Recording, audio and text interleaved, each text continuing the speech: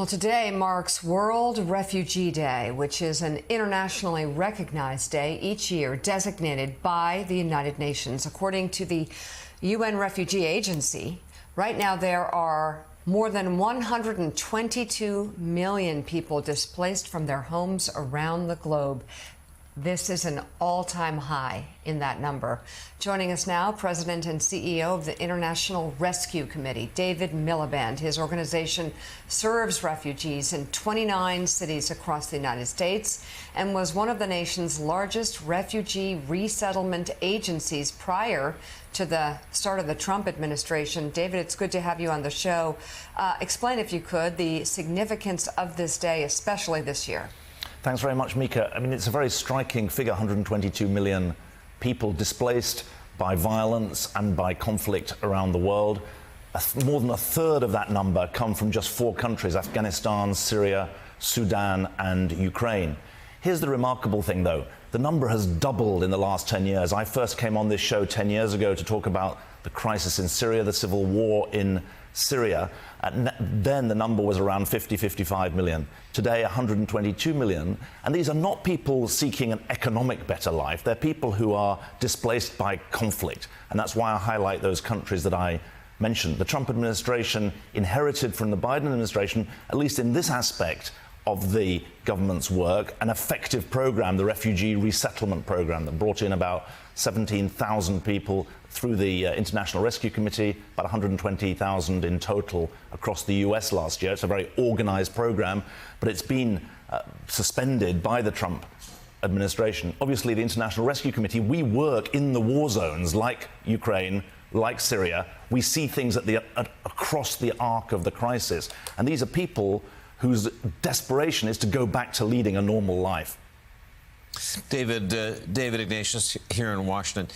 You've been doing this wonderful work really since the days you were British Foreign Secretary. I just want to ask you, in all those years of working with refugee issues, what's the biggest thing you've learned about this problem and why it's so severe? Doesn't seem to get better. What's the thing that you've taken away from that? Well, I think it speaks directly to what you've all been talking about over the last hour, that the costs of failed diplomacy are very high. It's easy to start a war, but very hard to finish it. And the human scale gets lost. Was it Stalin who said that one person's death is a tragedy, 1 million people's death is a statistic? That's the world that we're living in. And when I talk about an age of impunity, what I fear is that we're forgetting the human side of this. David, it's Sam Stein here. You called the Refugee Resettlement Program a success under Biden. You noted that Trump ended the program or is in the process of ending the program. Look, I'm not sure you're going to convince the MAGA faithful here, but they look at this program and they say, this is not our problem. These people are not American citizens. We don't owe them our resources. We have to take care of ourselves first because we have our own problems and they should take priority. If you had the chance to just talk to one of them about what the inherent good is in helping refugees, what would you say? It's not your problem, but it is your benefit. Refugees have come to America from Einstein, who created the International Rescue Committee, to Madeleine Albright, who ended up as your Secretary of State, to thousands of business people, sports people, entrepreneurs around the country. They are America's benefit. And if you don't tackle humanitarian problems where they start, they end up coming to bite you. That's the message that we keep giving. It's an interdependent world. If we don't fix it together, it's going to come and bite us in a very dangerous way. I've just been to Syria, and I had a chance to meet the people who've been displaced by violence there. I met our staff. I also met President al-Sharaa, the new president of Syria. In the last 6 months, 450,000 people have gone back to Syria.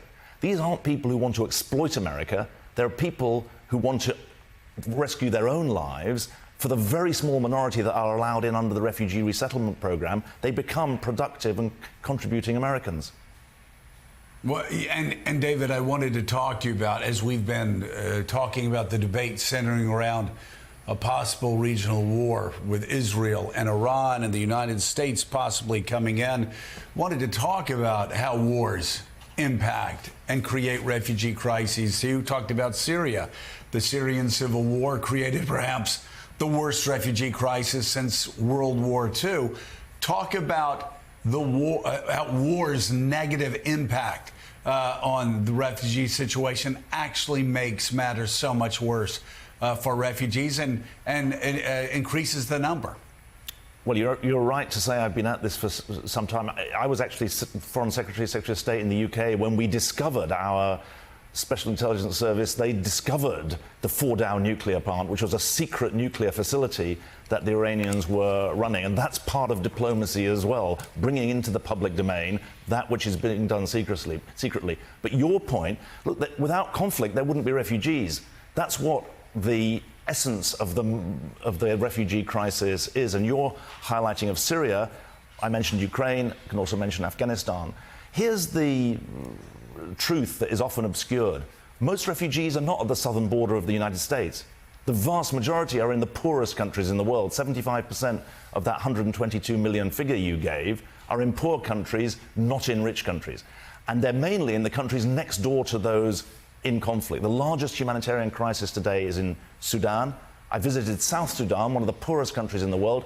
My goodness, if you're fleeing to South Sudan, you have to be absolutely desperate. But that's what people are doing, over 600,000 at the moment. Conflict is the biggest driver of extreme poverty today. If you're born in a stable country that's poor, but has a government, has property rights, has markets, you've got a chance. If you're born in the midst of conflict in Sudan, or in Gaza, or at the moment in Ukraine, your chances are really very, very dim. President and CEO of the International Rescue Committee, David Miliband, thank you for coming on this morning, and thank you for what you do.